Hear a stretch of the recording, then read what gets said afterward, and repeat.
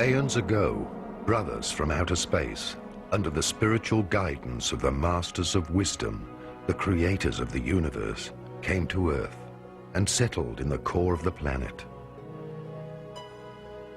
Their task was to prepare the surface of the planet for the development of higher forms of biological life and for the reincarnation of souls destroyed in the atomic explosion which had shattered the planet Melona, Lucifer, located between Jupiter and Mars.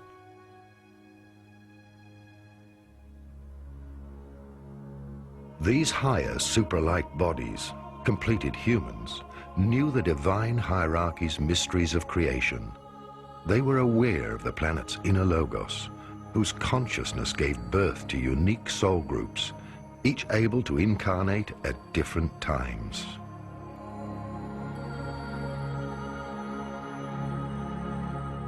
Depending on their specific stage of development in each period, human souls incarnate in order to further their growth.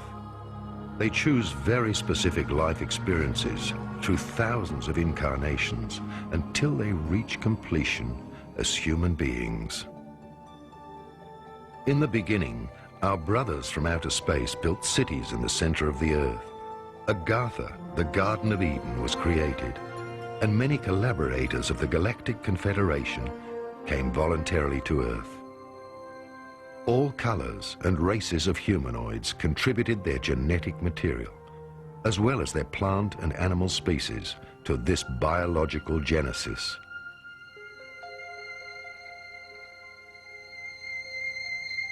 In the creation plan of the Cosmic Father, the Earth was considered a suitable living space planetarium, which would produce a universal humanoid able to overcome all polarities and a diversity of climatic zones. Until that point in time, there had been a great diversity of non-humanoid species taking part in the development of souls. The differences were so great that the souls had extreme difficulty reincarnating into the bodies of other star systems. Therefore, the cosmic purpose was to establish a new experimental zone of creation, synthesizing all souls into a universal body type. The Galactic Confederation and its leaders, the Melchizedek Order, the Brothers of Light, descended to Earth to introduce a new type of human being and a planetary pregnancy. They created the human species in their own image and assisted in its genetic improvement. I'm a specialist in extraterrestrial visits that took place thousands of years ago.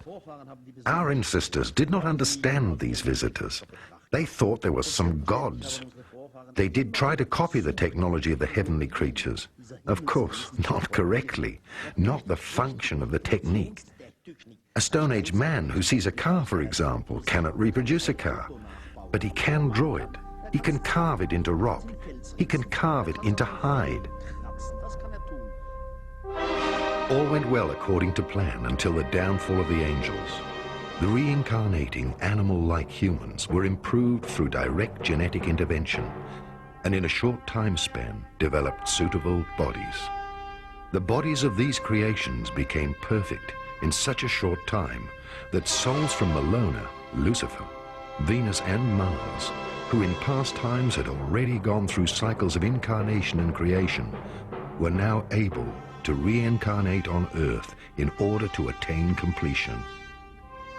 From that time on, two types of humans inhabited the planetarium Earth. The true immortal and physically etheric beings in the center of the Earth, who watched over creation and its evolution, and the mortal creations who purified themselves through reincarnation and developed towards human beings.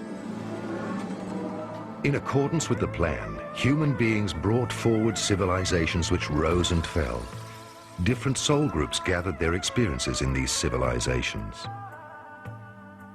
However, the guardians of evolution, also called angels, seemingly took the power into their own hands. They saw how beautiful their creations had become. Some of these extraterrestrials from outer space were tempted by the earthly kings who were always offering them gifts, including beautiful women and even their own daughters. Some of the emissaries of the Confederation gave in to temptation. The beings from outer space physically procreated children with the reincarnated beings. This was the only action forbidden by the Elohim. From then on, they had to give up their status of impartiality and immortality. They were banished from the inside of the earth, from Agharta, the Garden of Eden. From then on, they had lost their eternal youth and their androgyny. The inner closed cosmos of a complete human being, through the union of the soul and the body's personality, suffered a separation. They were thus condemned to a fall and a return to the process of human evolution.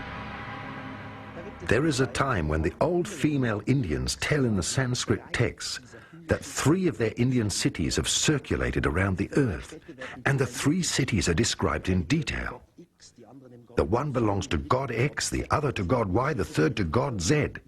They are described colorfully in the meeting halls. They're described as manas. These are little vehicles which have come down to earth from these heavenly cities, and often people were given a privilege. They were taken along by the so-called gods, the teachers, in the heavenly cities. And truly, the heavenly cities are described in all detail. But then an argument broke out between the gods. One was called Siva, not the Shiva. The Siva with a C-I.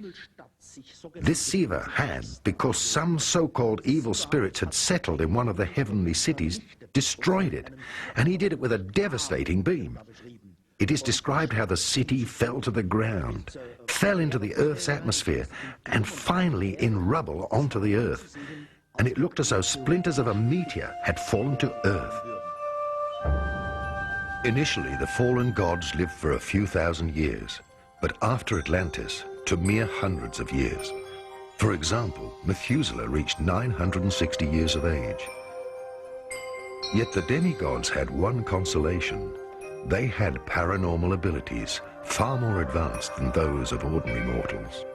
Through their higher vibrating chakras and energy centers in the physical body, they were still able to make use of their 5 higher senses. They were clairvoyant, clairaudient, clear-feeling, clear-touching, and clear-smelling. Furthermore, they had the gift of magnetism, which they were able to use to heal people. Their knowledge of sophisticated technologies rested in their subconscious. Their extrasensory gifts made them the spiritual guides of the outer world. The prophets, high priests, and magicians of all times have been the souls of fallen gods.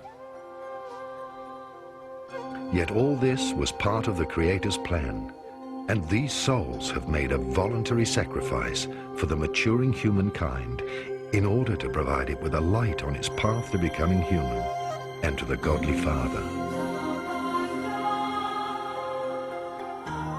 Once upon a time, there existed on earth a high culture whose people were filled with the Spirit and knew all the mysteries of creation.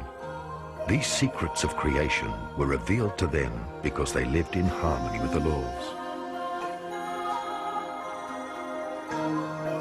When human beings choose to live in wholeness and in harmony with the purpose of their spirit and soul, this choice opens the doors to a higher perception, and the universal spirit offers the truth of life through divine inspiration.